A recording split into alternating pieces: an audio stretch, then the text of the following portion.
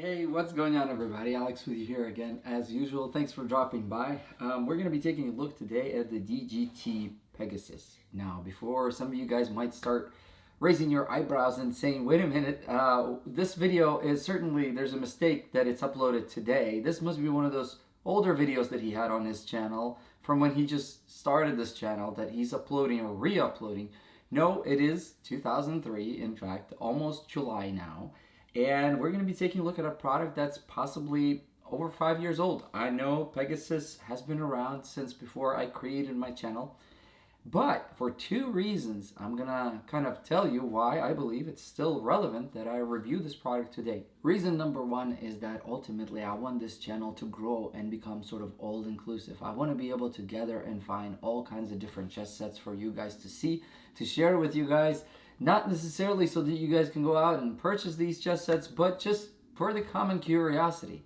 And reason number two is that although this chess set's already somewhat aged, it still has features that are very much so relevant to today's time. This is going to be an online chess set, and just like we are reviewing some of the more recently manufactured online chess sets, we're going to take a look at how this somewhat has become a predecessor to some of the newer chess sets. We're going to see the similarities and differences between the features that are available in the DGT Pegasus, and we're going to see if that's something that's still relevant in 2023, and how it compares to some of the newer chess sets like the Chessnut Air, for example, or the SquareOff Pro. That's more recent. So yeah, I think that today's video is going to be somewhat informative, somewhat hopefully entertaining, and be sure to hit that like button. It really helps this channel grow and become more recognized. The images online for the DGT Pegasus and the DGT Centaur, they were very, very similar, like as far as the picture online, to the point where I actually sometimes had to really look for those individualized differentiating features between the two boards that I could tell them apart. They were almost identical as far as the way they looked. The only thing that made the DGT Centaur different than the DGT Pegasus was the fact that the Centaur had the little screen on the side, and whenever I look for the two boards online, that is the only way that I essentially differentiate between the two. However, one of the things that at least up until sort of recently I didn't pay close attention to is the fact that the DGT Centaur is a lot bigger than the DGT Pegasus. In fact, the box here, the Centaur is going to be like probably this much bigger. It's bigger. The Centaur was more or less like tournament sized, whereas as we will see here shortly, the DGT Pegasus is actually size-wise not that much bigger than the Chessnut Air. The Chessnut Air is not necessarily a small board, but if we set it this way here, we can see that dimension-wise, once we open this box up, we're probably not going to encounter a board that's that much bigger than the Chessnut Air. As far as the box itself, there's not really a whole lot that's said here. It said over on the top, it says chessboard for online play developed by DGT, digitalgametechnology.com.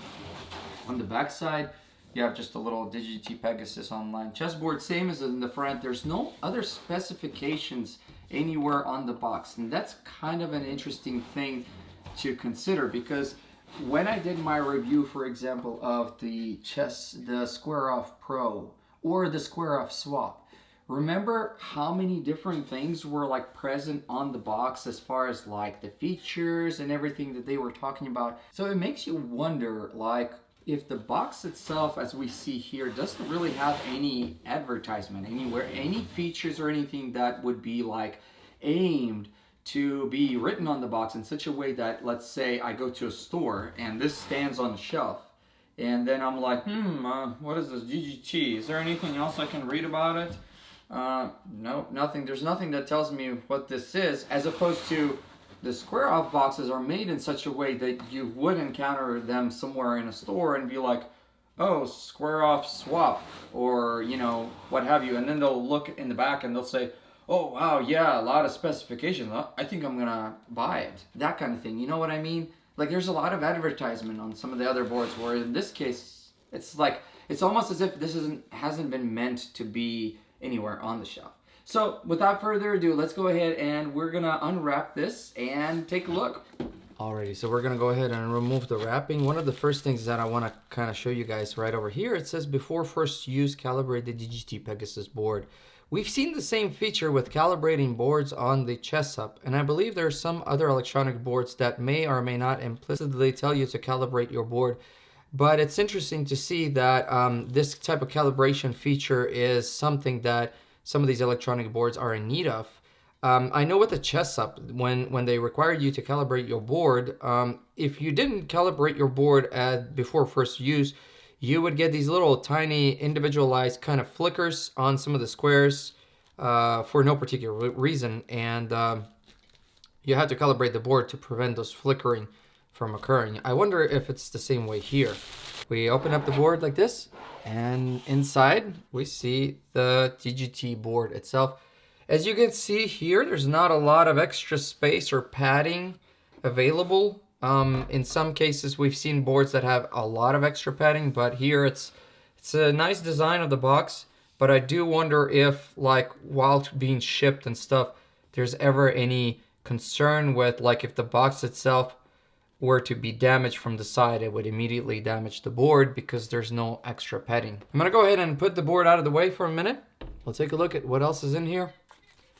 I got the instruction manual. This is kind of the warranty indicators. Input power voltage is 5 volts. Battery voltage 3.7 volts. Battery capacity 1000 milliamperes. And Bluetooth wireless technology is 2.4 gigahertz for anybody who's interested in that. So a battery of 1000 milliamperes. Down here we also have the USB-C power cord. It doesn't look like you get the actual little block that you plug into the wall, but that's kind of very, very similar to how most of the other boards nowadays come packaged. They don't come with the little block. They assume you're just gonna plug this into wherever, which is fine. So we have the cord. Got this little tiny sticker. I'm really not sure what you're gonna stick this on. I suppose you could stick this on your chessboard, maybe on the underside, but get a little sticker here. You do get this little plasticky, it looks like it's currently, let's take a look. I'm gonna go ahead and open this up. There we go. You get this little tiny plastic, oh, I guess it's like this. You just kind of put it like that. Yeah. And you just keep your phone in it. It's an interesting, simplistic design, as you guys can see. But I suppose it just allows you to put your phone on here.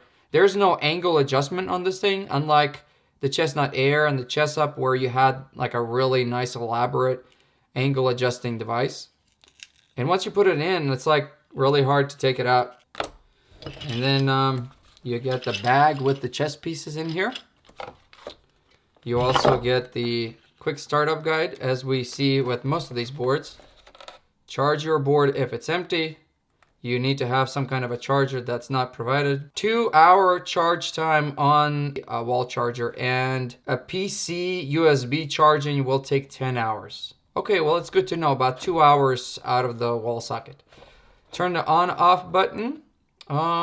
Get the app, the DGT Chess app, and connect it via Bluetooth and start playing. And then we have the little bag that holds our chess pieces, which we're gonna go ahead here in just a minute and set up and take a look. These chess pieces are gonna be plastic, very similar to the same plastic material that we've seen with the DGT Centaur and also with the DGT electronic e-board. But they're going to be a lot smaller than the DGT Centaur pieces. The DGT Centaur pieces were close to tournament size, and here we see that they're kind of a little bit smaller. They are about the same size as the Chessup pieces, I would have to say. They're bigger than the Chessnut Air, but they're smaller than the DGT Centaur. They're not super heavy, and we'll weigh them here in just a minute. As far as side-by-side comparison between the DGT Pegasus and the Chessnut Air, we do see that there's a little bit more real estate on the DGT Pegasus. As far as the overall dimensions of the board, they're not that much different. You just get that little bit of extra space here. But the Chestnut Air has a lot bigger and wider borders between the edge of the square and the edge of the board. As you guys can see here, the squares are a little bit bigger because you got that extra space, and the edges are smaller. So not a lot bigger, but big enough to where it's probably going to be more along the size of the Chessup squares. If we look at the underside of the board, we have 5 rubbery knobs here. The center knob, I'm assuming, prevents the board from tilting inward a little bit, especially if you put your pieces down. It provides that extra little bit of stability to make sure that the board stays nice and stable, and it doesn't like warp in or anything like that. Warning, warranty void if broken. This might be the area where once you remove these little knobs, maybe that's where the battery is, possibly. But yeah, it's nice, very simplistic design. Everything's plastic. The sides of the board are kind of like tilted inwards. You guys can see right over here. Kind of, hopefully I'll show you that to you. There we go, see? So it's a nice design. There's only one little area right over here. On the side, it kind of protrudes slightly. This little space right here is where you have the on-off button. Then you have the LED light right here and the USB-C connection right over here. On the board itself here, we see that there is notation. The lettering towards you reads one way. The lettering on the other side reads so that the opponent can read it properly. Numbers on one side are going to be written your way, and the numbers on the other side are written for the opponent. But the numbers, if I wasn't to point them out to you, they're like really subtle, so they really don't get in the way.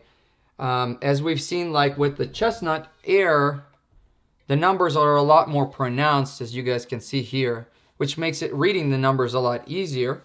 However, they are on the outside border here, so they're not in the individual squares. If those numbers were in the individual squares, I feel like it would be a little too distracting maybe.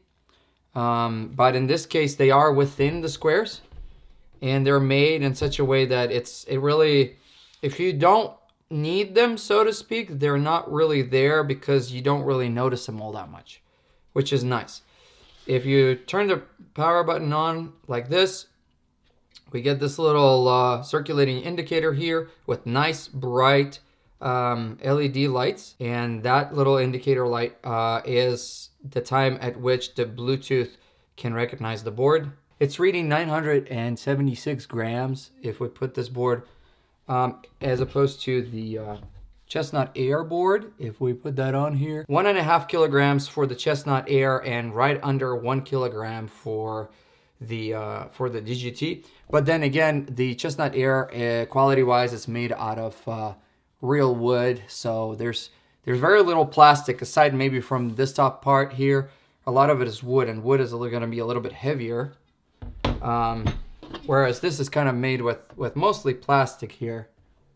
It's going to be a little bit lighter, so there's a pound difference essentially in the board itself. Alrighty, so here we see the board and the pieces together. I'm gonna go ahead and set up the pieces. One of the things that I noticed is as I was taking the pieces out from the bag, they got this sort of dust on them, these sort of little fibers and stuff, and so especially prominently visible on the light pieces as opposed to the dark. This is very common with some of these chess sets. Is they sit around in the bag for a little while, and then they kind of, I guess statically, they'll attract a bunch of the dust within the bag. And so a lot of times they kind of indicate to you, take a little cloth wipe or something and wipe off this sort of dust. They don't want you to think that these pieces were used or anything like that. It's just that the dust accumulates on some of these pieces, and then the dust is all over your fingers. So as you guys can see right over here, now we do get the 2 extra queens, as I guess we should. And by the way, the weight of the pieces here, if we can see, is the king weighs at 20 grams. The queen weighs at 18. Bishop is at 15. Knight 14. Rook 12. And pawn 8. So that will kind of give you guys an idea as far as the weight of these pieces. 20 for the king for the dark side. 18, so about the same. 14. This is all same plastic, so 14, 12, and probably 8, just like with the other side. 9, 8. Play Store. I'm not sure if there's other DGT chess. Yeah, I think that's the one. There it is. So we're gonna go ahead and click OK. Hi, welcome. So this must be a newer app. Hi, welcome to DGT Chess app. We have offline game recorder, online games, random opponent, challenge, play versus computer. So let's go ahead and see. We got the account. I have an account with Chess that you can do. And then that allows you to sign in through them. Options, a language, theme, your clock position, button, sound, receive challenges, LED animation speed, LED light intensity. Oh, playing versus the computer. We're going to do 10-minute. Level, you get to choose between 8 levels here. So we're gonna go ahead and choose like level 3, I suppose. Color, random. We're gonna put that I'm gonna be black here, and we're gonna play. So right now it says it's connecting. Alrighty, so here we go. We're gonna go ahead and interestingly that it's pulling. I'm guessing it's pulling from Chess for the game. I'm not sure if it's doing a DGT type of thing or but it's interesting to see. So as we can see here, we have a game going. So they're doing some kind of they are already doing an interesting combination here. I'm gonna go ahead and go here. He's gonna go here probably. Yep. And then we're gonna just set this up here. Push the bishop out. Probably castle. Interesting that he would do that. It's an unusual, but he's trying to get control of the center here, for which we're going to reply this way. We're just going to continue castling.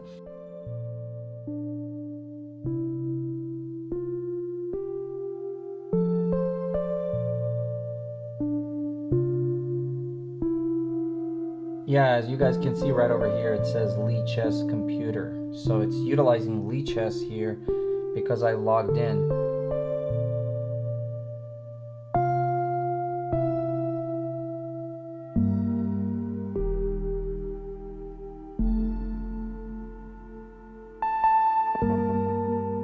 Alright, well, I don't know if that was a blunder or not, but I'm going to go ahead and go here.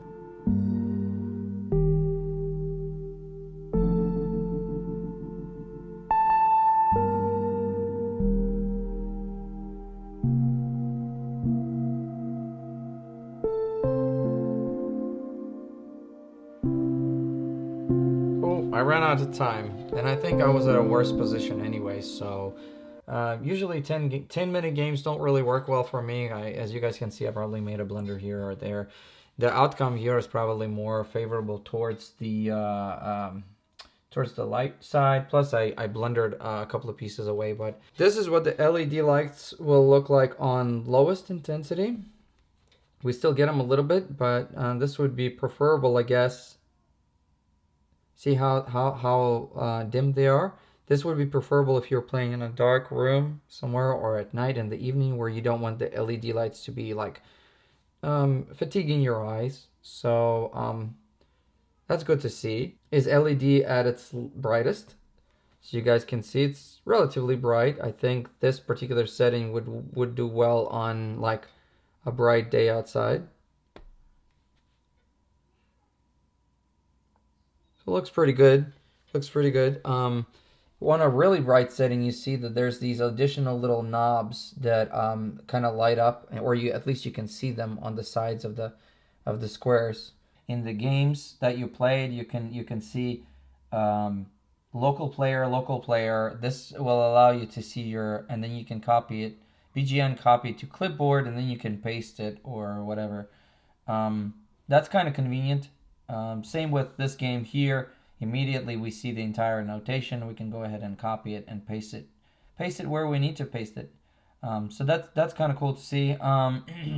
you can also delete them if you wanted to. That's nifty because if you want to review your games later, but you don't necessarily want to do it through this app. Okay, we'll do board connection failed. That's weird. I'm not sure if my board needs an firmware update, but we're having some issues with it failing to connect. I wonder if it's waiting for people with DGT chess boards, or if it's just waiting for just random opponents. All right, let's try it again. 10 minutes connecting. Something with this board that's kind of weird. Seems like I have to go back here. This part is basically probably going to take as long as it takes to find the opponent online. It may take a little bit of time. Now, if we go to chess.com, right over here, settings, connected boards, I think that's what it is. You just connect the boards through here. So if we can scan for a board. Yeah, here we go. So it's connected. Now we go out, and then once we connected, we'll just go ahead and click play online, play a 10-minute game, start options, draw, continue on the connected board. Here we go. I think that should work. So as long as we don't have any major issues. Now I'm playing here as light. So now we're playing at chess.com, as you guys can see.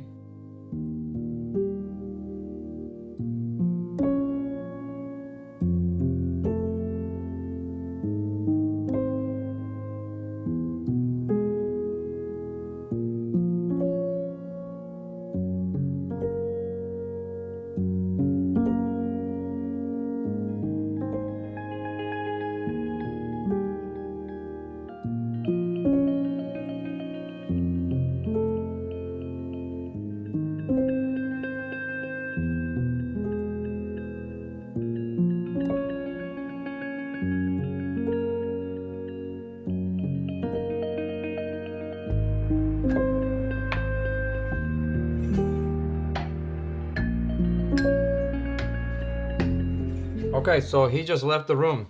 He's gonna auto board in 47 seconds. The DGT Pegasus is a nice board for somebody who is looking for a chessboard, even in 2023, that they're going to be primarily using to play casual online games. Some of the pros to this particular board, in my opinion, is first of all, the fact that they're using primarily plastic allows the product to be relatively light, easy to carry.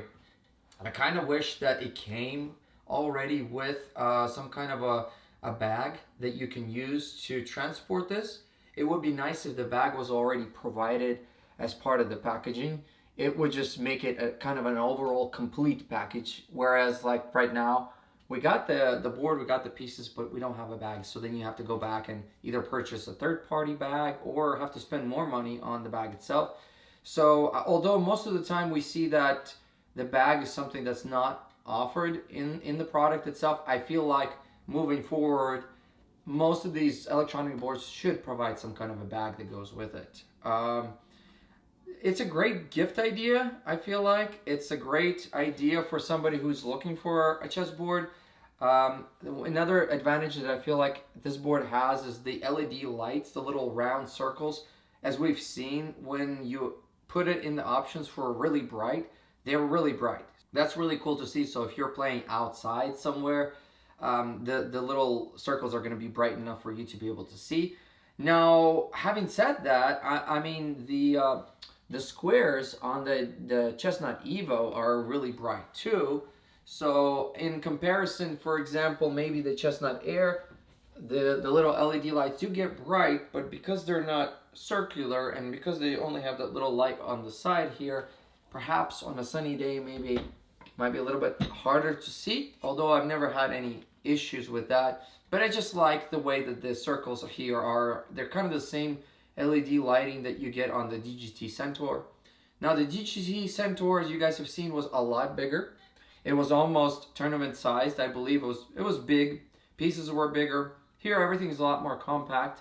The DGT Centaur was exclusively for playing offline, whereas this is predominantly a board that you're most of the time going to use to either connect to your chess.com account, whereby you're not going to be utilizing the DGT application, you're just going to be strictly just connected to your chess.com and playing that way.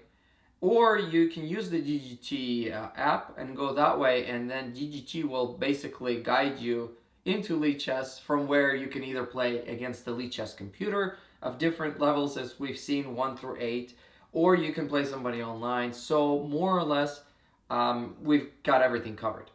I think the DGT app was not as user-friendly. I might be inclined to change my opinion if I use the app more and more, or if this was the only board that I've had and I didn't have anything to compare to, I might say, yeah, everything's fine, there's no issues, I can live with the fact that it's a little quirky.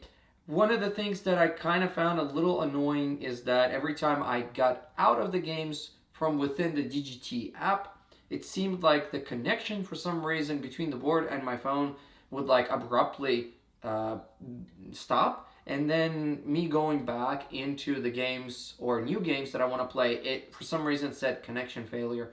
I'm assuming maybe if there was a way that I can do firmware update on this, that might be able to fix the issue.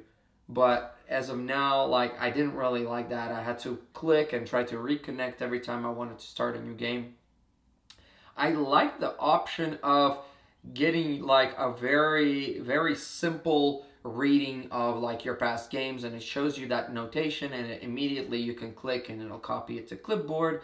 That way you can load that immediately up into some kind of a PGN reader, or just send it to somebody, or just save it, whatever you want to do with it. That's a really neat option, and I think more chess applications and more chess companies should do that and allow you to basically export it in such an easy way. But we already know that DGT, primarily the strength of the company is in its ability to keep record of the games, because most of the DGT products are designed for higher up tournament play and official type of tournaments, where that's something that this company excels in. It excels in the ability to record games and then having an easy way to export those games to whatever analysis software that you're planning to use. So yeah, the connection issue I didn't really like. The application could be a little more user-friendly. And aside from that, for the most part, comparing this board to the Chessnut Air, I'd probably say the Chessnut Air, the Chessnut application's a little bit more smoother from what I found experience-wise. Connection doesn't drop, and for the most part, everything just works a little more seamlessly. The DGT kind of has a little bit of things where you kind of have to sort of work around it. The pieces themselves are a little bit bigger than the Chessnut Air pieces, and they're going to be a little bit bigger than the Millennium E1. So they're kind of in between. They're more the size of the Chessup pieces that we've seen before.